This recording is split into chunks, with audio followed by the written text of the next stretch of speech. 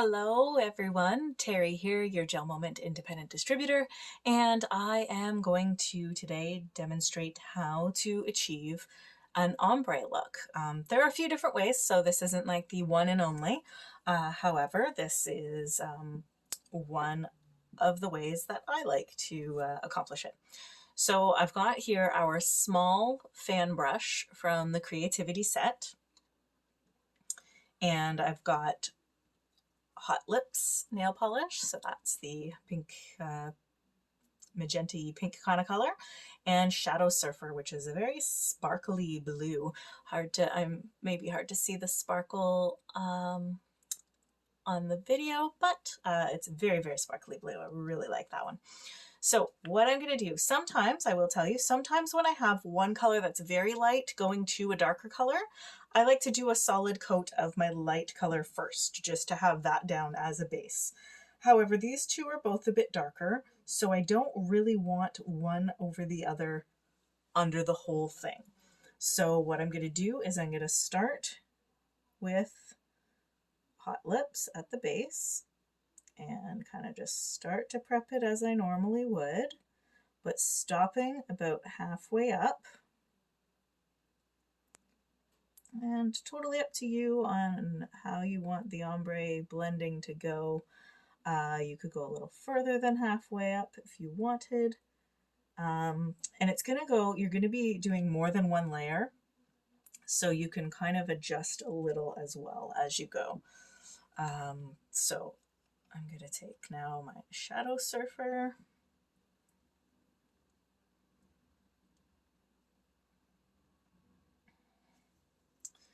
And you'll notice too, when you do the first coat with some polishes, so Shadow Surfer is one with that lots and lots of glitter, it is a little more sheer, that bluish color.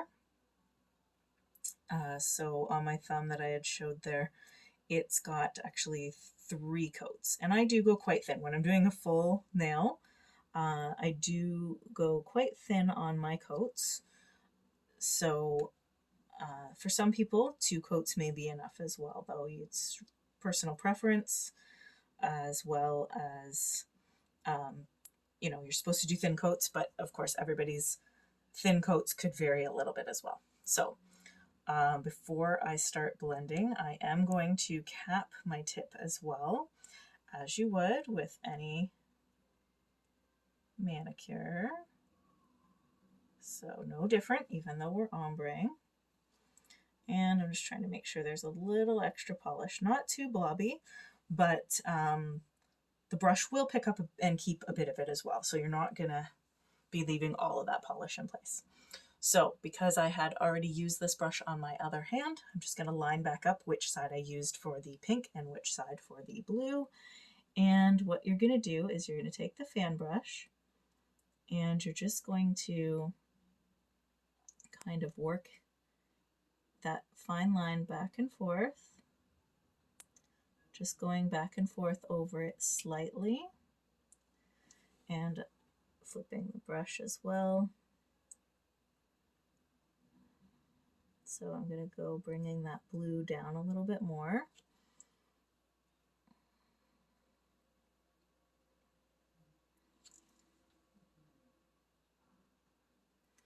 And yes, you will notice that, you know, it can get a little bit messy. So what you're going to do is have a cleansing wipe and I like to use my cuticle pusher. We do have a larger fan brush as well, but I like to use the small one unless my nails are much longer, or I find the larger brush is a little better if I'm doing a 3-color ombre. So what I do is I wrap it around the edge of the cuticle pusher and I just kind of clean up anywhere that has gone over. So I'm also going to get a bit off of my cuticle there at the base, because as the nail grows, right, I want it to last, and so That's why we say to keep it off your cuticles if you can. Okay. So I'm going to cure round 1. And so for this one here, I did 3 ombre coats. Then I took just the tiniest bit of Shadow Surfer, you'll see, and I just kind of brushed it down a little. I did it just because I wasn't fully happy with the blue. Like sometimes it just kind of fell short in the center area where you're leaving that gap to start the blending. So I just kind of did a tiny bit over it, but that's the beauty of it. You know, you can just kind of touch it up and do what you need to make it to your liking. And but that technique with the brush, you know, using the two, or with using 2 colors and just kind of blending it back and forth. So each time for the 3 layers that I did on the other one, I do go back and put another coat of polish, even though there's some on the brush still, on my fan brush. It's not quite enough, so we're going to put another little bit on. Doing that same thing, I'm stopping at about the halfway point.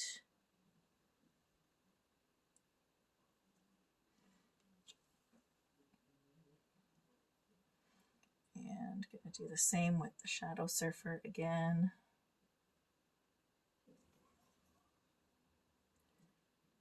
Stopping halfway.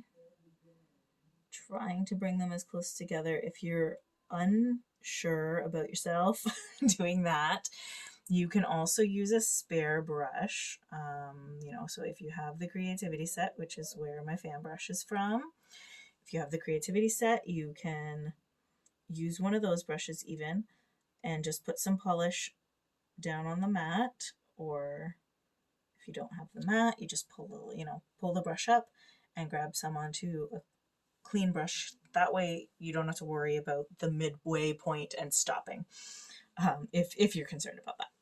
So again, I'm just going to use that same brushing and kind of shifting it back and forth. And just going to flip that around. And I'm going to bring that blue in a bit lower.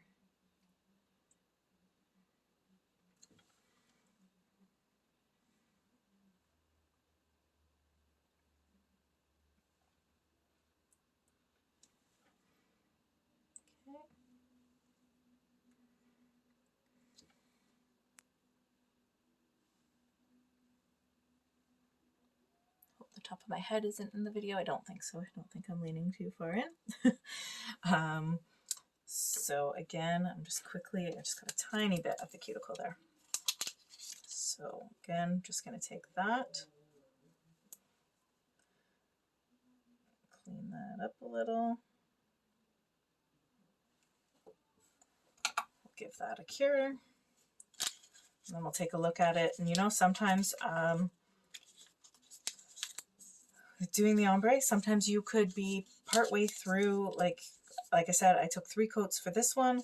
I could potentially pull this one out and be happy with the way it looks, or I may keep going. Just like I said, it depends on just how thick you end up putting the layer. You know, of course it can vary a little. So we'll have a look in a second here when it's done, but I'm likely to do that 3rd coat and finish up the ombre that way with that. So if, like I said, the larger fan brush from the Creativity Set, yeah, so I'm just going to go another layer there.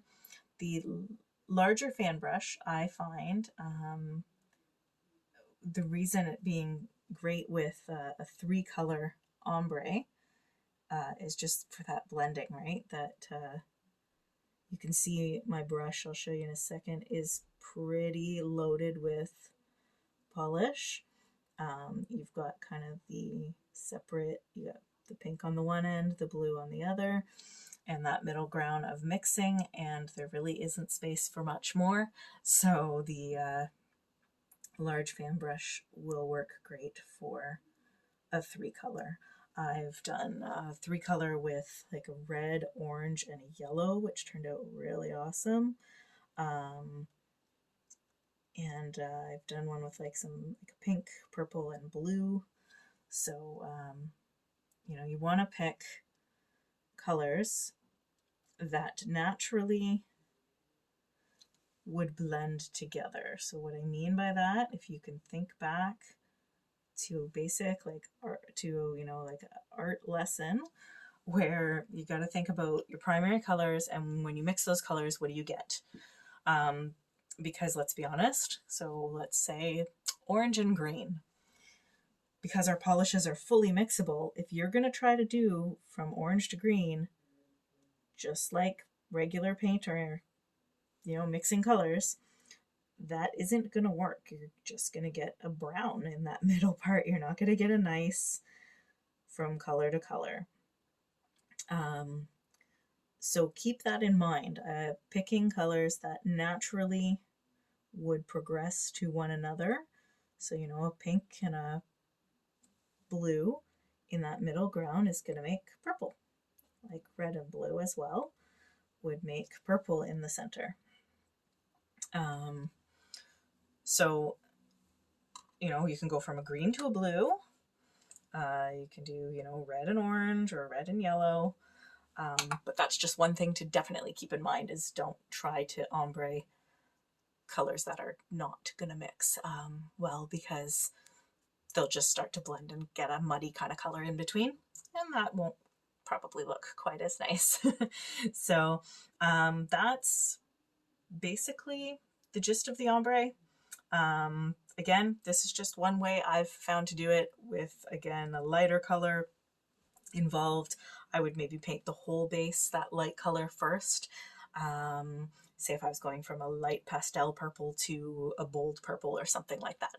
So hope you found this helpful, and that you know, it's inspired you to show you it's fairly easy. You know, it's, yes, it took 3 layers, may only take 2 for your personal preference, and for other colors even, you might not need as many layers, but that is it. So that is how you do an ombre look with a couple of colors.